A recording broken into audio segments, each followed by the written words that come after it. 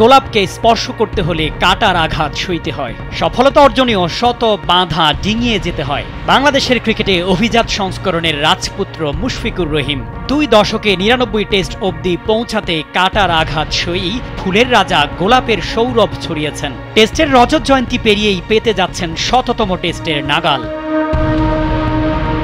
সেই 2000 সাল থেকে টেস্ট খেলা বাংলাদেশের ক্রিকেট ইতিহাসে গোটা প্রজন্মে 100 টেস্টের শিখরে পা রাখছেন কেবল মুশফিকুর রহিম।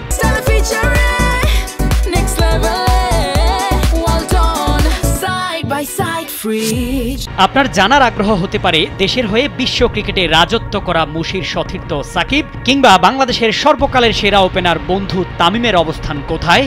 ধারে কাছেও নেই তারা। চলুন জেনে নেই মুশফিকের পর আর কার কার 100 টেস্টের মাইলফলক ছোঁয়ার সম্ভাবনা আছে অদূর ভবিষ্যতে। সাদা জার্সিতে দ্বিতীয় সর্বোচ্চ 74 টেস্ট খেলেছেন মুমিনুল হক। ইতিমধ্যেই ছাড়িয়ে গেছেন বড় ভাই তামিম সাকিবকেও। 2013 সালে অভিষিক্ত এই লিটল ম্যান 12 বছরের ক্যারিয়ারে এখন পর্যন্ত 13 সেঞ্চুরি ও 23 হাফ সেঞ্চুরিতে করেছেন 5000-এর কাছাকাছি রান।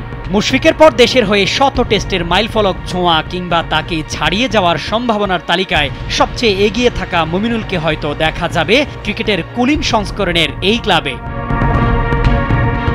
এই প্রজন্মের নির্ভরযোগ্য ক্রিকেটারদের মধ্যে অন্যতম মেহেদী হাসান মিরাজের অবস্থান হলেও 2016 অক্টোবরে অভিষিক্ত এই অলরাউন্ডার 9 বছরের ক্যারিয়ারে খেলেছেন 55 ম্যাচ। শত ম্যাচ খেলতে হলে তাকে পাড়ি দিতে হবে বহু পথ। উইকেটকিপার ব্যাটার লিটন কুমার দাস ইতিমধ্যেই অতিক্রম করেছেন টেস্ট খেলার হাফ সেঞ্চুরি।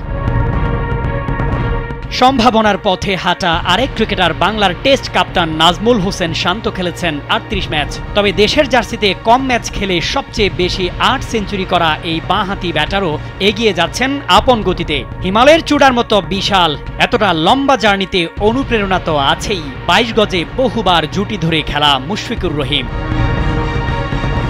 পৃথিবীতে রেকর্ড গড়া হয় ভাঙার জন্যই। প্রবাদ আছে, পথিকই পথের সৃষ্টি করে। মুশফিকের পথ ধরে এমন যোগ্য পথিক হয়ে মুমিনুল, লিটন, মিরাজ, শান্তরাও টেস্ট খেলার সেঞ্চুরিতে সোনালী অক্ষরে নামটা লেখাক, সেটিই চাইবে বাংলার ক্রিকেট প্রেমীরা। তালিকাটা হোক আরও লম্বা। শামীম খান, কালবেলা।